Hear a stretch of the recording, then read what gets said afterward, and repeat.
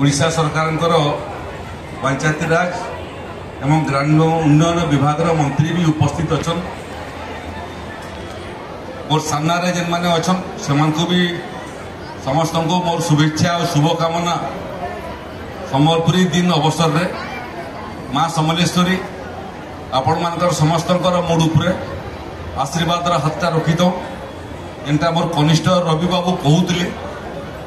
आज उड़ीसा सरकार cabinet meeting थिला भुवनेश्वर रे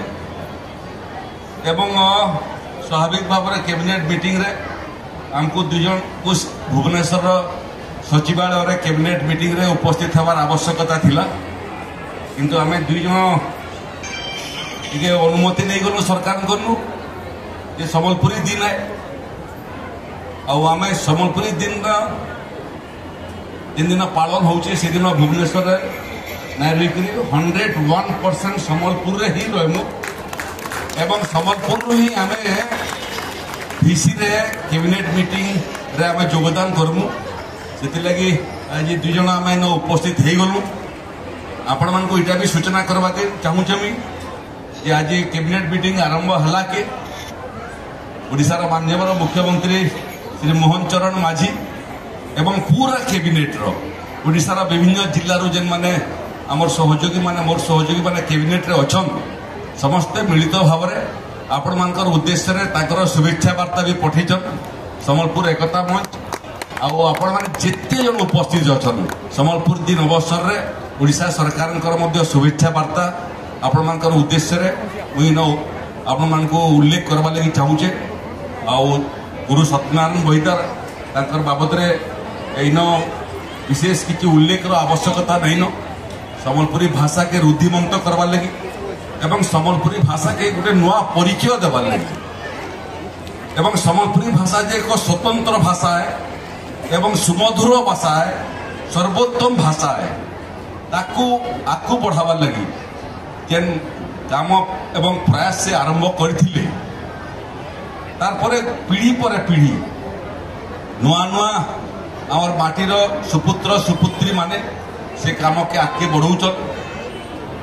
से क्रम हलधर नाकर ना भी आज मन पकाचु आम जे संबलपुरी भाषा के नुआ दिगंत तक पहुंचाले जड़े संबलपुरी कवि भाव तांकर जेन तपस्या से तपस्या लगी भारत सरकार तांको पद्मश्री घोषित करेछन एवं परोक्ष संबलपुरी भाषा आज स्वीकृति प्राप्त भाषा ही सारी आज सकाळे झारसुगुड़ा रे भी थिली एवं मित्रभानु गुंतिया उपस्थित थिले इनके आसबार लगी कहते बोधे आसबार अच्छे तक मित्रभानु बाबू तो संबलपुर रे जेन कविता रचना कले कालंजयी कविता रंगवती रंगवती हूँ गोटे मात्र गीत सारा पृथ्वी रे जार कैसेट पृथ्वीर सबू देश रे बाजुची आंता भाषा नहीं न जेन भाषार गीत पृथ्वीर कोण अनुकोण आगे छुईथिबा मित्रभानु बाबूंकर रचित रंगवती से लगी मित्रभानु बाबू भी केंद्र सरकार द्वारा सम्मानित हेले पद्म श्री उपाधि रे जेन दुईजन गायक गायिका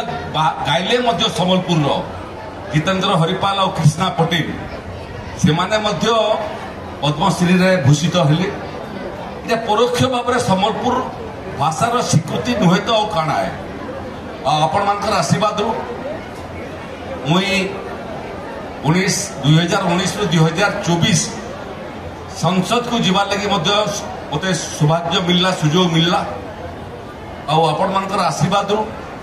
100टा काम भितरू गोटे काम जेनटा मते सबुठु उत्फुल्लित कला सेटा होचे संसदीय गणतंत्र इतिहास रे प्रथम थर लगी संबलपुरी भाषा रे पार्लियामेंट रे उपस्थापना करबार सौभाग्य जे मते मिलला ई भाषा के 8म अनुच्छेद रे स्थान देवार लगी सेति लगी ई सुजोग छोट सुजोग हुए से क्रम रे मुईटा भी उल्लेख करबा लगी चाहूचे जे हमर भाषा परोक्ष रे सारा जगतर स्वीकृति पाई साइलान इताके आहुरी उच्च सोपान के नबार लगी जेन उद्यम से उद्यम रे सम्बलपुरी एकता मंच जेन माने उद्योक्ता अच्छन इभलिया कार्यक्रम आयोजन करुछन से भी अभिनंदन जनाबा लगी चाहूचे शुभकामना जनाबा लगी चाहूचे धन्यवाद जनाबा लगी चाहूचे।